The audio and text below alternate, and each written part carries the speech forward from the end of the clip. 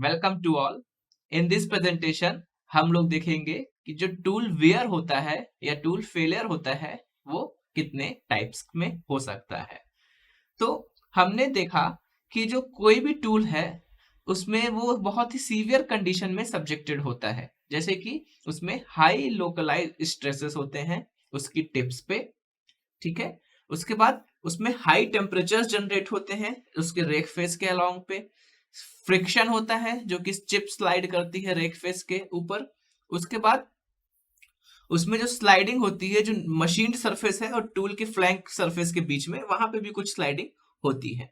इस कारण से क्या होता है, एवरी टूल जो है वो ये कंडीशन क्या करती है, लीड्स टू टूल वियर। ये सारी कंडीशन क्या करती है, टूल को वियर होने के लिए वियर क्रिएट करती हैं टूल में। Means every cutting tool is subjected to wear while machining. सारा जितने भी प्रकार का कटिंग टूल है वो सब वियर उसमें होगा जैसे जैसे अपन लोग मशीनिंग करते जाएंगे ड्यूरिंग द ऑपरेशन। अब वियर क्या होता है, वियर एक प्रकार से लॉस ऑफ वेट या मास। वियर एक पर्टिकुलर एरिया से मास या वेट का निकल जाना, रिमूव हो जाना, जहां पे स्लाइडिंग सर्फेसेस आपस में कांटेक्ट में आ रही हैं। तो वियर मतलब क्या हुआ, वहां से मास ही निकल के चला गया। अब सोचिए टूल से यदि कोई पर्टिकुलर मास निकल के चला जाए, कोई पर्टिकुलर सरफेस हल्की सी डिटोरिएट हो जाए, तो टूल तो बहुत ही स्पेसिफिक रहता है। थोड़ा सा भी वहां पे चेंजेस हुआ तो उसकी ज्योमेट्री चेंज हो जाएगी, ज्योमेट्री चेंज हो जाएगी तो अपने अब जो फंक्शन है उसका वो सेटिस्फैक्टरी फुलफिल नहीं कर पाएगा।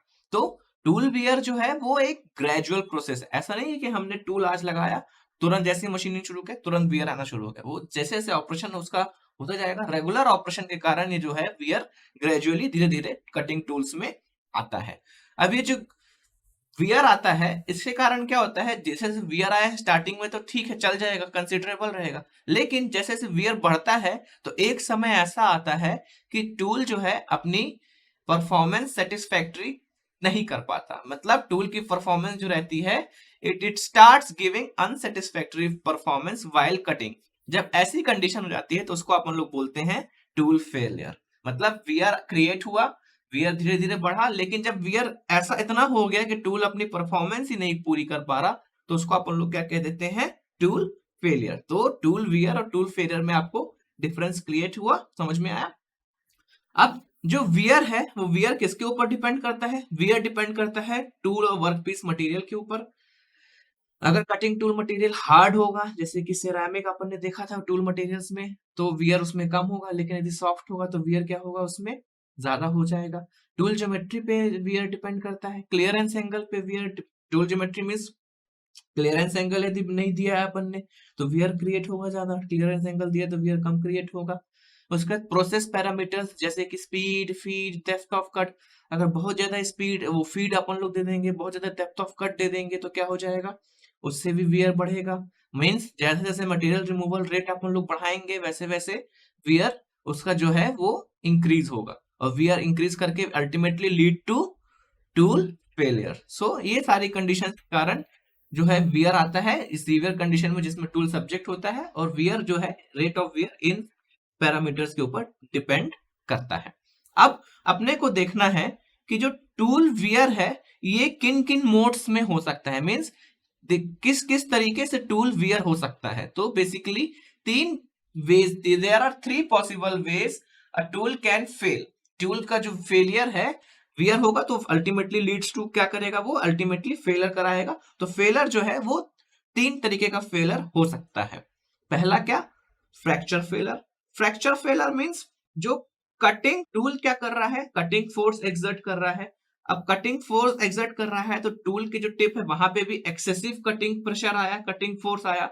इस एक्सेसिव कटिंग फोर्स और प्रेशर के कारण जो टूल का जो टिप वाला एरिया है वो वहां से क्या हो जाएगा, ब्रिटल फ्रैक्चर हो जाएगा। मतलब उसमें कुछ एरिया निकल चला जाएगा, टूल का भी कुछ पार्ट चिप के द्वारा वहां से रिमूव हो जाएगा टूल पॉइंट से। क्यों रिमूव हो जाएगा, क्योंकि वहां पे एक्सेसिव कटिंग प्रेशर या कटिंग फोर्स आ रहा है। अब टूल प्रेशर लगा रहा है तो टूल के पॉइंट पे भी तो प्रेशर आएगा।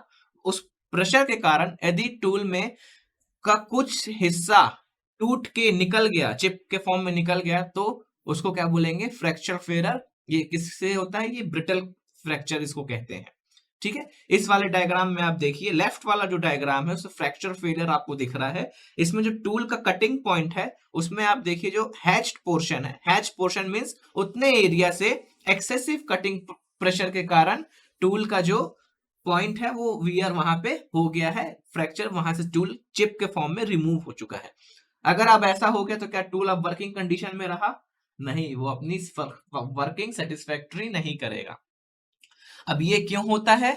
अगर टूल में बहुत ज्यादा शार्प एजेस हमने क्रिएट कर दिए हैं, स्ट्रेंथ उसकी अच्छी नहीं हो पाई, तो ये जल्दी देखने को अपने को मिलेगा। सॉफ्ट टूल्स में, अगर सॉफ्ट टूल्स में हमने स्पीड, हाई स्पीड इस्तेमाल कर दी तो हमने को ये फ्रैक्चर देखने को मिलेगा। उसके बाद दूसरा तरीका है जहां से टूल फेलियर हो सकता है, दूसरा क्या?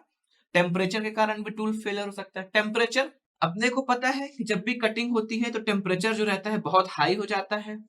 क्यों हाई हो जाता है? रबिंग होती है, कटिंग फोर्स होता है। अब चिप जो है टूल के रेक फेस के ऊपर से फ्लो हो रही है, फ्रिक्शन क्रिएट हो रहा है, फ्रिक्शन से हीट जनरेट हो रही है, तो क्या जो टेम्परेचर है बहुत हाई है फॉर टूल मटेरियल, जिसके कारण मटेरियल जो होता है, अब अपने को पता है जैसे जैसे किसी मटेरियल का टेम्परेचर अपन बढ़ाएंगे तो वो मेल्टिंग पॉइंट के करीब जाएगा। मेल्टिंग पॉइंट तक ना भी पहुंचा तो टेम्परेचर बढ़ने से कोई भी मटेरियल क्या होगा? सॉफ्ट हो जाएगा। और अगर सॉफ्ट हो जाएगा तो उसमें क्या हो जाएगा? फिर प्लास्टिक डिफॉर्मेशन आने लगेगा, जैसा कि अपन फॉर्मिंग में देखते हैं। फॉर्मिंग क्या होती है? उसमें हॉट करके प्लास्टिक डिफॉर्मेशन ही करते हैं। अब टूल तो ऑलरेडी हाई टेम्परेचर में सब्जेक्टेड है, हाई टेम्परेचर के कारण उसका जो पॉइंट है, टूल पॉइंट है, कटिंग एज है, वो क्या हो जाएगा? सॉफ्ट हो जाएगा, जिसके कारण प्लास्टिक डिफॉर्मेशन आएगा और उसमें जो एज है या उसका जो पॉइंट है वो हल्का सा लॉस हो जाएगा। उसको क्या करेगा? It will create loss of sharp edges. यहाँ पे आप देखिए जो क्रैक डेवलप्स हो चुके हैं राइट साइड वाले फिगर में, वो क्या रिप्रेजेंट कर रहे हैं? Wear due to temperature. Temperature से जो वियर हुआ, टेम्परेचर से जो फेलियर हुआ, उसको रिप्रेजेंट कर रहे हैं। फिर अगला जो लास्ट पॉसिबल वे है जिसके कारण एक टूल फेल हो सकता है, वो क्या है? ग्रेजुअल वियर, जो कि अपन ने अभी देखा। वियर जो जनरली एब्रेशन, घिसाई के कारण या एडहेशन के कारण, चिपकाहट के कारण आते हैं, उसको क्या बोलते हैं? Gradual wear. Gradual wearing of cutting edges जो है वो कॉज करते हैं, वो टूल का शेप बिगाड़ सकते हैं, कटिंग इफिशियंसी उसमें कम हो जाएगी। और वियर बढ़ने से, अगर बहुत ज्यादा वियर तो क्या है? धीरे धीरे बढ़ेगा, और यदि बहुत ज्यादा वियर बढ़ गया तो वो फाइनली क्या करेगा? टूल को फेल कर देगा। Just like fracture and temperature failure. Wear तो धीरे धीरे आएगा, थोड़ा सा वियर अलाउएबल भी है, कोई दिक्कत नहीं, लेकिन जब वियर बहुत ज्यादा बढ़ जाएगा, ग्रेजुअल वियर जो धीरे धीरे होकर बहुत ज्यादा बढ़ गया, तो वो फाइनली क्या करेगा? टूल को फेल कर देगा in the similar manner like fracture and temperature failure. जैसे कि फ्रैक्चर और टेम्परेचर फेलियर होता है, वैसे भी अल्टीमेटली ग्रेजुअल वियर भी क्या करेगा? उसी को तक वहां पे पहुंचा देगा। तो ग्रेजुअल वियर जो है वो अब उसके बाद ग्रेजुअल वियर जो है वो दो तरीके से क्लासिफाई हो सकते हैं। पहला है क्रेटर वियर, दूसरा प्लैंक वियर। क्रेटर वियर क्या होता है? जो कि अब टूल है अपने पास, ध्यान दीजिए टूल कैसा था अपन ने देखा, जब ये टूल था, ये इसका क्या था? रेक फेस, और ये क्या था? Flank face. तो जो रेक सरफेस के ऊपर जो वियर होता है, मतलब इस वाले सरफेस के ऊपर जो वियर होगा उसको अपन लोग क्या कहेंगे? Crater wear. और जो फ्लैंक सरफेस के ऊपर जो वियर होगा उस वाली वियर को अपन लोग क्या कहेंगे? Flank wear. तो पहले अपन लोग देखते हैं क्रेटर वियर क्या होता है। इसको क्या, इस सरफेस में जो होगा उसको क्या बोलेंगे? क्रेटर। इस सरफेस में जो होगा उसको क्या बोलेंगे? Flank wear. तो क्रेटर वियर में क्या होता है? अब क्रेटर वियर होता क्यों है?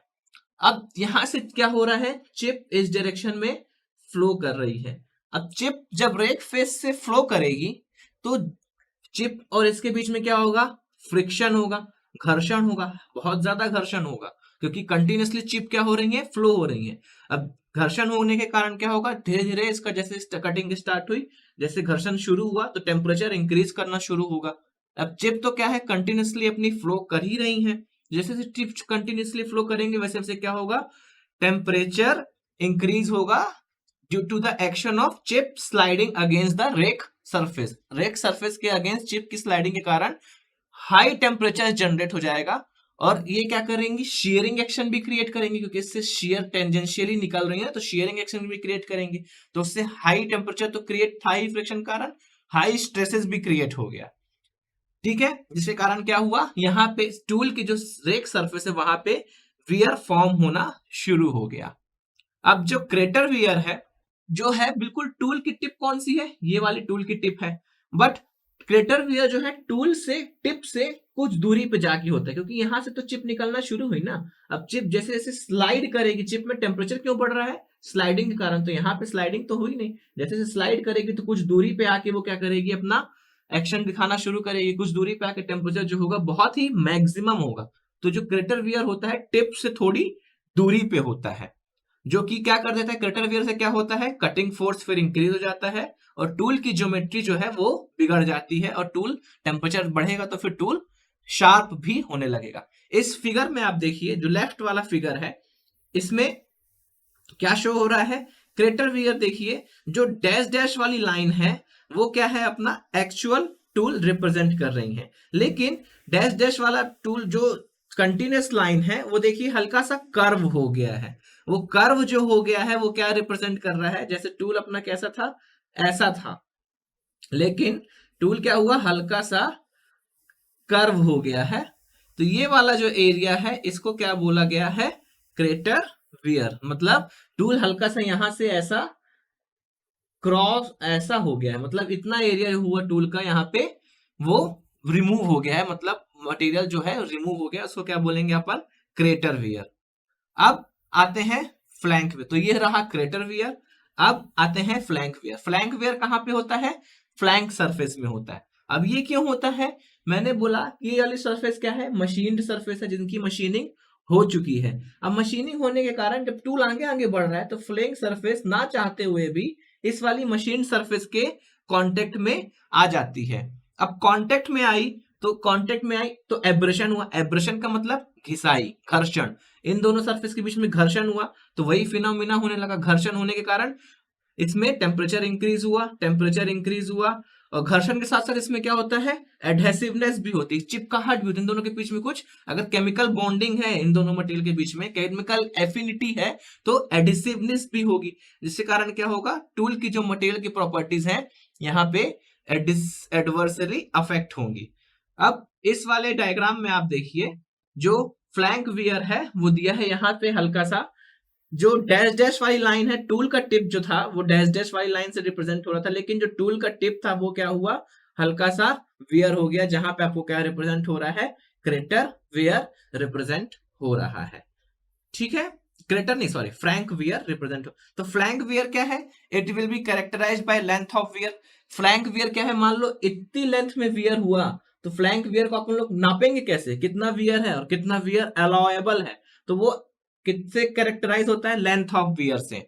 वियर लेंथ क्या होता है, जो वियर की ज्योमेट्री और शेप को बताता है, या डेप्थ ऑफ वियर बताता है, कितनी गहराई या कितनी लंबाई तक वियर हुआ। तो अब वियर क्या होता है, कुछ परमिसिबल भी होता है। तो कितना वियर परमिसिबल है, ये वियर लेंथ से अपन लोग को सिग्निफाई होता है। विद अगर क्लियरेंस एंगल अपन इसका बढ़ा देंगे तो ये जो फ्लैंक वियर का जो रेंज होता है वो थोड़ा सा परमिसिबल रेंज वो बढ़ जाती है। जो अलाउएबल बियर लैंड है वो किसके ऊपर डिपेंड करता है, कटिंग टूल्स सरफेस फिनिश के ऊपर डिपेंड करता है। फ्लैंक वियर से होता क्या क्या है, कटिंग फोर्सेस जो है वो बढ़ जाते हैं, सरफेस फिनिश जो रहती है वो डिटोरिएट होने लगती है। अब ये कुछ वियर लैंड की कैरेक्टरिस्टिक्स दी हैं, जहां पे कौन कौन से कटिंग टूल मटेरियल के लिए कितना वियर लैंड अलाउएबल है। जैसे अगर हाई स्पीड स्टील है, उसमें टर्निंग ऑपरेशन कर रहे हैं तो उसमें 1.5 mm का वियर लैंड अलाउड है, और कार्बाइड टूल है तो उसमें 0.4 mm का वियर लैंड अलाउ है। मतलब इतना वियर यहाँ पे हो जाएगा तब भी टूल को अपन लोग उपयोग में लाएंगे। ऐसा नहीं कि थोड़ा सा वियर हो गया टूल को निकाले किनारे करें, क्योंकि अगर टूल को अपन लोग बहुत जनरली बहुत फ्रिक्वेंटली चेंज करेंगे तो वो टूल की कॉस्ट बढ़ाएगा। टूल की कॉस्ट बढ़ेगी तो अल्टीमेटली प्रोडक्ट की कॉस्ट बढ़ेगी, जो कि इकोनॉमिकल एक्सपेक्ट्स में अच्छा नहीं है। उसके बाद क्रेटर वियर से क्या क्या होता है, क्रेटर वियर आपने पहले देखा था। क्रेटर वियर से टेम्परेचर जो होता है बहुत, क्यों होता है क्रेटर वियर, टेम्परेचर के कारण और केमिकल एफिनिटी के कारण। तो ये रहा क्रिटिकल क्रेटर और फ्लैंक वियर, जो कि क्रेटर कहां पे होता है, रेक सरफेस में, और फ्लैंक कहां पे होता है, फ्लैंक सरफेस में वियर लैंड एक होता है जिसको अपन लोग कैरेक्टराइज करते हैं, कितना अपने को अलाउेबल है, उससे ज्यादा हुआ तो अपन लोग टूल को फिर रीग्राइंड या फिर चेंज करने की कोशिश करते हैं. So this is all about the modes of tool failure. Thanks for paying your attention.